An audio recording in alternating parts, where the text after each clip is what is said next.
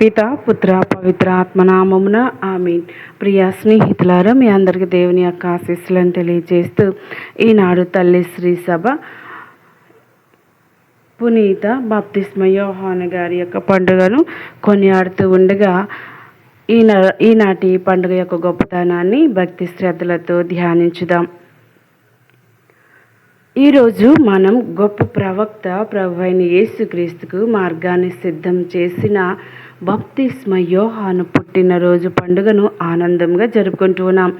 సంఘం సంవత్సరంలో కొద్దిమంది పరిశుద్ధులు జనన దినోత్సవాలను మాత్రమే ప్రత్యేకంగా జరుపుకుంటుంది. వాటిలో బాప్తిస్మ యోహాను జనన పండుగ ఒకటి. ఎందుకంటే ఆయన జన్మ దేవుని రక్షణ ప్రణాళికలో ఒక ప్రత్యేక స్థానం కలిగి ఉంది. బాప్తిస్మ యోహాను జననం దేవుని అద్భుత కార్యానికి నిదర్శనం. ఆయన తల్లిదండ్రులు జకరియా మరియు ఎలిజబెత్ వృద్ధాప్యంలో ఉన్నప్పటికీ దేవుడు వారిని ఒక కుమారుని ప్రసాదిస్తానని వాగ్దానం చేశాడు. దేవదూత గాబ్రియేలు జకరియాకు ప్రత్యక్షమై పుట్టబోయే బిడ్డ ప్రభువుకు ముందుగా నడిచి ప్రజలను సిద్ధపరుస్తాడని ప్రకటించాడు. ఈ విధంగా యోహాను జన్మం దేవుని వాగ్దానాలు నెరవేర్చుటకు సంకేతమైంది. దేవుడు అసాధ్యాన్ని సైతం సాధ్యం చేయగలడని ఈ సంఘటన మనకు గుర్తు చేస్తుంది. యోహాను తన జీవితం అంతా వినయం, త్యాగం మరియు సత్యానికి సాక్షిగా జీవించాడు. ఆయన అరణ్యంలో నివసిస్తూ ప్రజలను పశ్చాత్తాపపడటానికి పిలిచాడు. ప్రభు నాకు మార్గం సిద్ధపరచుడి అనే ఆయన సందేశం ప్రతి మనిషి హృదయాన్ని దేవుని వైపు తిప్పడానికి ఉద్దేశించబడింది. ఆయన తనను గొప్పవాడిగా చూపించుకోలేదు. ఆయన వృద్ధి చెందాలి, నేను తగ్గాలి. యోహాను సువార్త 3వ అధ్యాయం 30వ వచనం అని చెప్పి నిజమైన వినయాన్ని ప్రదర్శించాడు. నేటి ప్రపంచంలో గర్వం, స్వార్థం ఎక్కువగా కనిపిస్తున్నప్పుడు యోహాను మనకు వినయ జీవితాన్ని ఆదర్శంగా నిలుస్తున్నాడు. బాప్తిస్మ యోహాను సత్యం కోసం ధైర్యంగా నిలబడ్డాడు. రాజు హేరోదు చేసిన తప్పును నిర్భయంగా ఖండించాడు. దాని ఫలితంగా ఆయన కారాగార జీవితం అనుభవించి చివరకు ప్రాణత్యాగం చేశాడు. అయినప్పటికీ సత్యాన్ని విడిచిపెట్టలేదు. ఈరోజు మనం కూడా కుటుంబంలో, సమాజంలో, సంఘంలో సత్యం కోసం నిలబడటానికి పిలువబడుతూ ఉన్నాం. సత్యాన్ని చెప్పడం కొన్నిసార్లు కష్టమైందైనా దేవుని కృపతో మనం ధైర్యంగా జీవించాలి. యోహాను జీవితంలో అత్యంత ముఖ్యమైన కార్యం యేసును ప్రపంచానికి పరిచయం చేయటం. ఇదిగో లోక పాపాన్ని తొలగించే దేవుని గొర్రెపిల్ల అని యేసును చూపించాడు. ఆయన ప్రజల దృష్టిని తన వైపు కాకుండా క్రీస్తు వైపు మళ్లించాడు. నిజమైన క్రైస్తవుడు కూడా మన జీవితంతో యేసును ఇతరులకు చూపించాలి. మన మాటలు, పనులు, ప్రేమ, సేవ ద్వారా క్రీస్తు వెలుగును ప్రపంచానికి అందించాలి. ఈ పండుగ మనకు 3 ముఖ్యమైన పాఠాలు నేర్పుతుంది. మొదటిది పశ్చాత్తాప జీవితం, రెండవది వినయం, మూడవది సత్యానికి ధైర్యమైన సాక్ష్యం. మన హృదయాలను పరిశీలించి దేవునికి ఇష్టమైన జీవితాన్ని గడపడానికి ప్రయత్నించుదాం. బాప్తిస్మ యోహాను లాగా మనం కూడా యేసు కోసం మార్గాన్ని సిద్ధం చేసే వారంగా తయారవుదాం. ఈ పండుగ సందర్భంగా ప్రభు అందరికీ పరిశుద్ధత, వినయం మరియు ధైర్యాన్ని ప్రసాదించాలని కోరుకుందాం.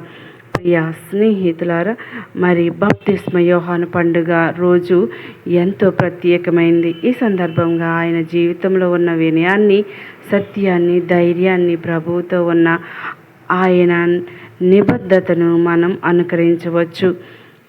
ఆయన యొక్క సత్యాన్ని ప్రకటించిన ధైర్యం, దేవుని ప్రణాళికలో ఆయన పాత్ర, ఇవన్నీ మనం గమనించి మన జీవితంలో కూడా ఆచరణలో పెట్టుకోవాలి. కళ్ళు మూసుకొని ప్రార్థన చేద్దాం. దయగలిగిన దేవ, కృప కలిగిన మా తండ్రి, ఈనాడు బాప్తిస్మ యోహాను గారి యొక్క పుట్టినరోజు పండుగను కొనియాడుతూ ఉన్న ఈ శుభ సమయాన ప్రభువా, మరి తల్లిదండ్రులకు ఎంతో ఆనందాన్ని, సంతోషాన్ని మీరు కలిగించి ఉన్నారు. వారి యొక్క పుణ్య జీవితం, దాన ధర్మ జీవితం వారిని ఎంతగానో ఆకట్టుకుందని చెప్పి ఈనాడు మేము ధ్యానిస్తూ ఉన్నాం. మరి వారి ప్రార్థన జీవితం ఈనాడు మాకు ఒక ప్రత్యేకతను కలిగిస్తూ ఉంది. వారి యొక్క ధన్య జీవితం, వారి యొక్క వినయ జీవితం మమ్మల్ని అందరినీ కూడా మీ వైపు మరలిస్తూ ఉంది.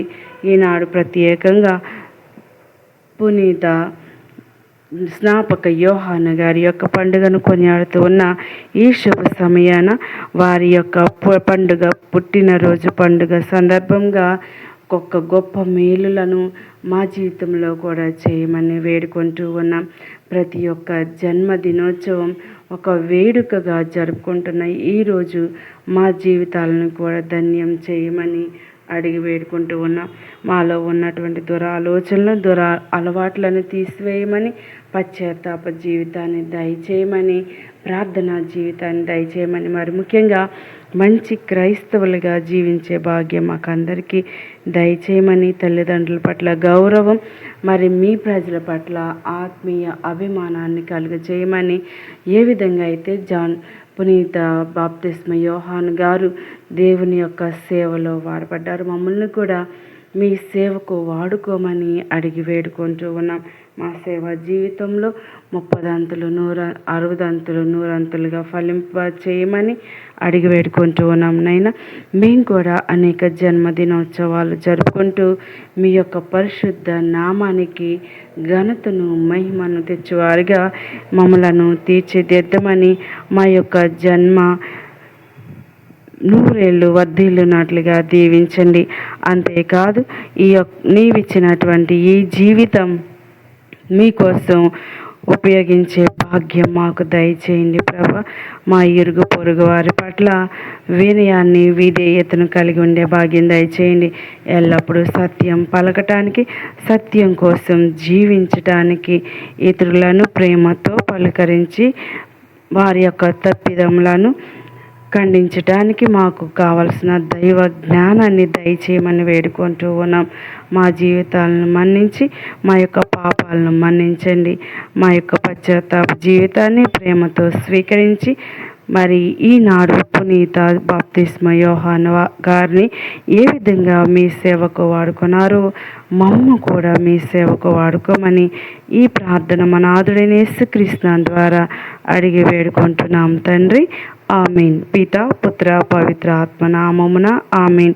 మీ అందరికీ కూడా బాప్తిస్మ యోహాను గారి పుట్టినరోజు పండుగ సందర్భంగా శుభాకాంక్షలు తెలియజేస్తూ ఉన్నాను. దయగల దేవుడు మళ్ళందరినీ దీవించి ఆశీర్వదించునుగాక. ఆమీన్. పిత, పుత్ర, పవిత్ర ఆత్మ నామమున ఆమీన్.